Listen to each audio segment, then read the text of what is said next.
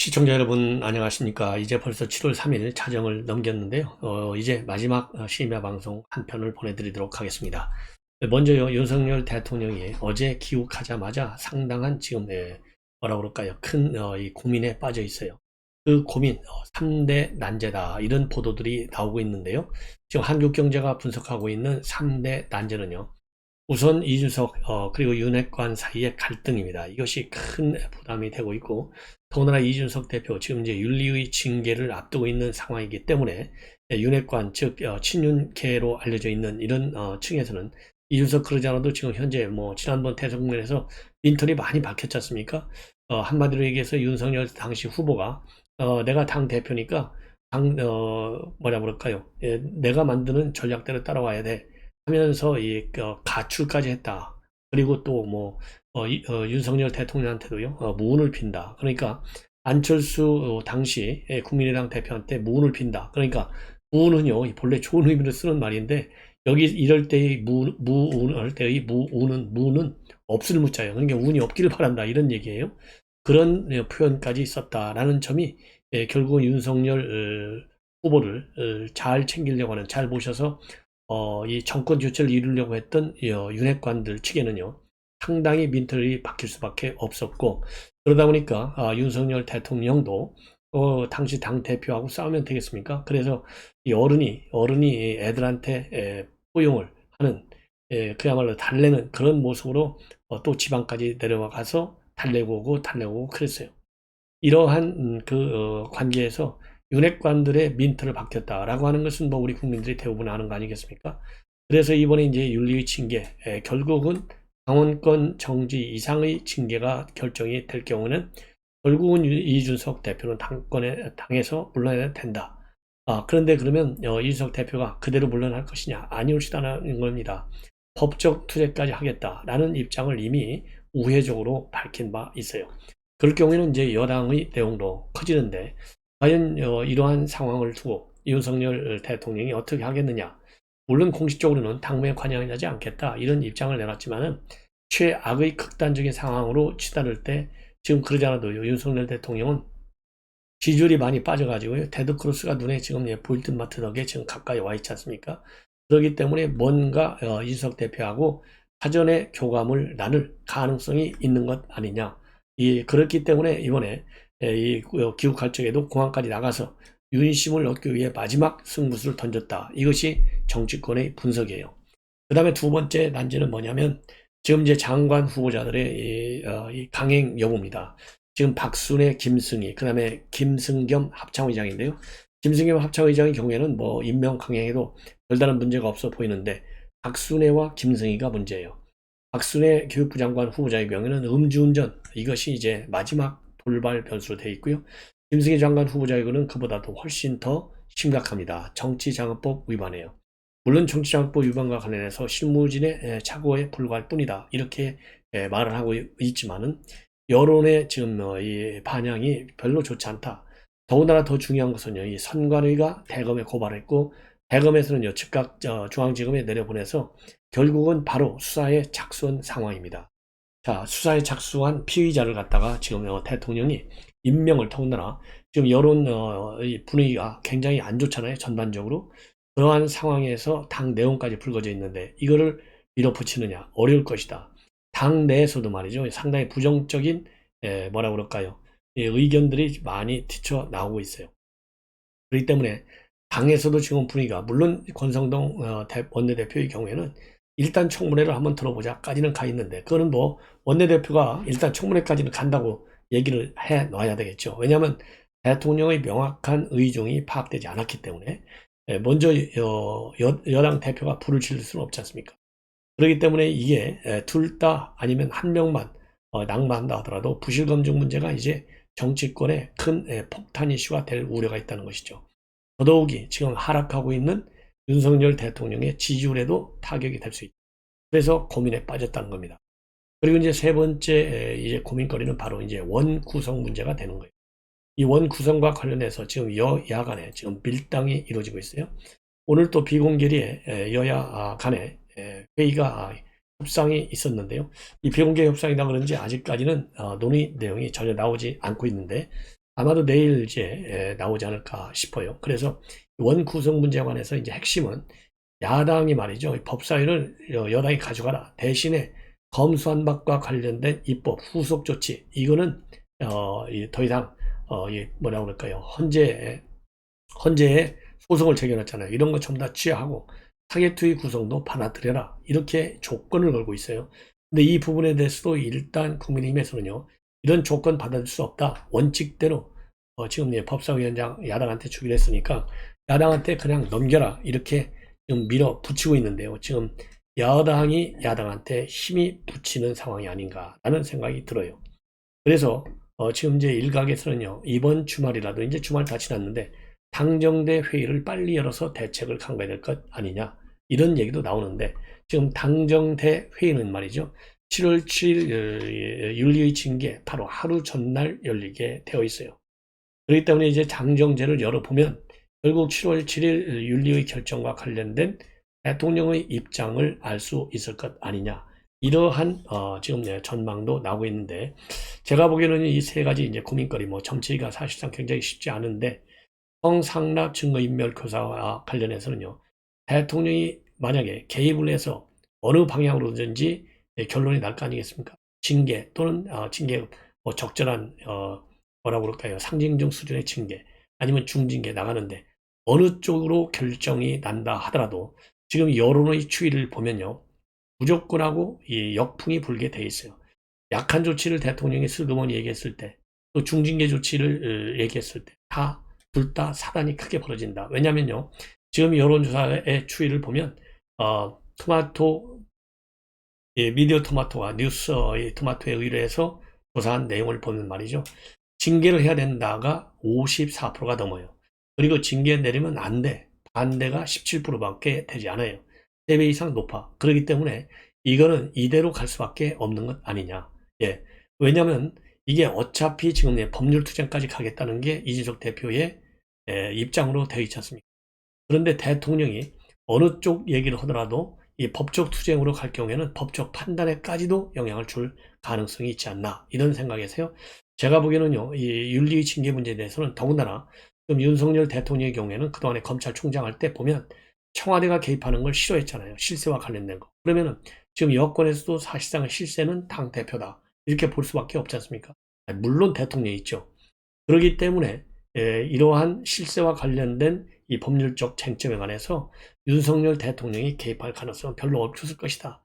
그냥 윤리의 결정을 존중할 것이다. 저는 그렇게 보고요. 그 다음에 두 장관의 이 임명 강행 여부에 관해서는 일단 김승희 장관 후보자는 이 자진 사퇴 쪽으로 갈 가능성이 있고요. 김승겸 합참의장은 임명을 강행할 수밖에 없다. 그리고 원 구성과 관련해서는요. 이거는 여의도 정치에는 개입하지 않겠다라고 했지만은 일단 권성동 원내대표는 야당의 조건을 받지 않았어요. 사개특위 이거 물 건너갔다. 그리고 이 권한쟁의 심판 청구라든가 가처분 신청 이거 포기할 수 없다. 이렇게 되어 있고요. 특히 검수 완박법은 지금과 같이 강경하게 우리 여당에서 반대 입장을 펴왔기 때문에 지금 여론이 좀 나쁘다고 해서 이걸 받는다? 이렇게 그러면은 지금 정권 초기인데요.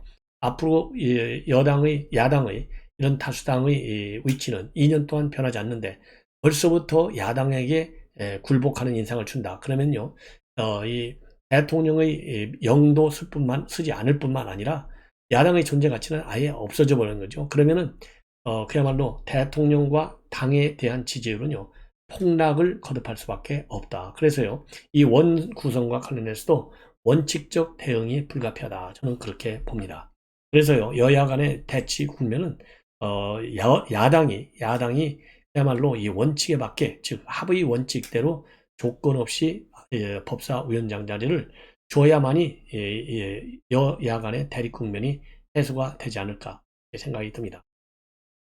그러다 보니까요, 지금 이제 TV조선에서 보도하고 있는 내용인데요. 이준석의 무는 어디까지냐. 이런, 지금 이제 보도를 하고 있어요. 자, 여기에 관해서요, 이 무은이라는 말, 맨 먼저 쓴 것이 이제 안철수 대표한테 썼고, 그 다음에 이제 윤석열 대통령한테도 한번 연수 문제 풀어봐라. 그런데 거절당했다. 왜냐면 지하철역에 가서 같이 인사합시다. 됐는데 윤석열 후보가 그 당시 처음에 이 제안을 안 받았어요. 그러니까 이 거부당했다. 그러면서 뭐라고 이준석 대표가 윤석열 대통령한테 했냐면 무운을 빈다고 그랬어요. 예, 무운을 빈다. 그래서 결국은 이 엄동선안에 지하철역에 나가서 연수 문제를 풀었고 이걸 가지고 이제 당내에서도 이준석 대표 오만 방작이 짝이었구나. 이런 비판의 말을 들었습니다. 그리고요, 이 당무 거부 사태가 또 몇 번 일어나가지고 결국은 윤석열 대통령이 지방에까지 내려가서 달래고 온 적이 있어요. 이러한 이준석 대표를 윤석열 대통령이 한번 이제 대통령이 됐으니까 그냥 포용하자 이렇게 해석할 수 있겠지만 윤핵관이라는 넓은 의미의 친윤 인사들이 이런 이준석 대표를 좋게 볼 리가 있냐 이거예요. 그래서 좁혀 보기가 어렵다. 그러면 이 무는 어디까지냐? 이 얘기는요, 결국은 이준석 대표 마이웨이를 이미 선언했잖아요. 자기 스스로 파놓은 함정에 스스로가 빠지는, 즉 자기 정치의 함정에 이제는 빠졌다. 이러한 지적이 많고 결국은 그래서 이제 고립무원의 처지가 된 것이 아니냐 이렇게 비판을 받고 있습니다. 그리고요, 지금 또 하나 이 보도는 어쨌든 간에 검찰총장 그 다음에 경찰청장 임명해야 될 거 아니에요? 근데 검찰총장 이제 한동훈 장관이 미국에 갔다 오면 이제 임명을 하지 않을 수 없죠. 더군다나 이 갈등 요소로 제기될 수 있는 검찰의 인사가 1, 2, 3차에 걸쳐서 전부 다 이루어졌어요.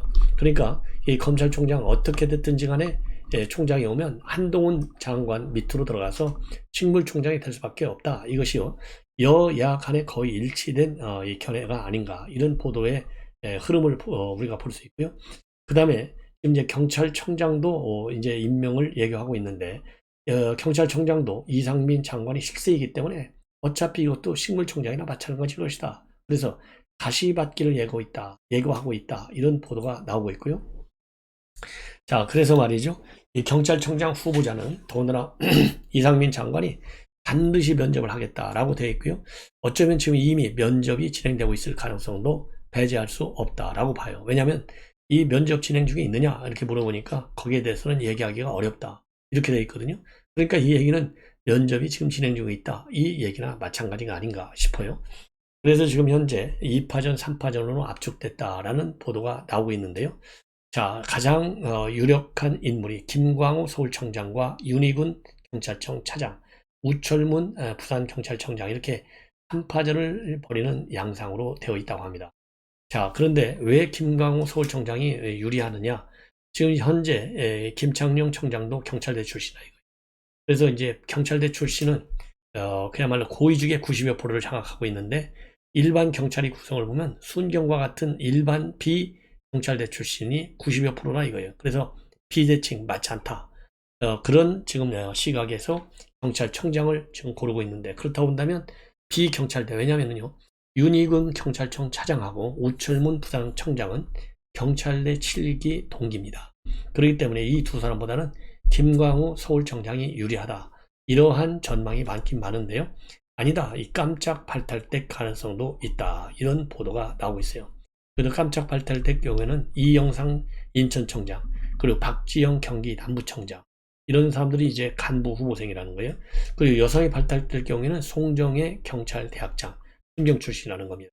그래서 깜짝 발탁 가능성도 있다. 이렇게 지금 전망이 나오고 있어요. 그러면 윤희경 차장은 어떤 사람이냐? 윤희경 차장의 경우에는요, 91년도에 경위로 임명이 됐어요. 충북 청주 출신입니다.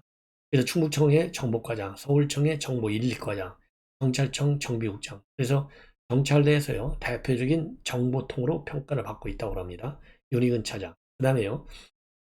그 다음에는요, 윤희근 차장이 이제 가장 유력한 후보 중에 이제 한 사람으로 되어 있고, 유력한 한 사람이 되어 있고요. 그 다음에 이제 가장 유력한 사람은요, 이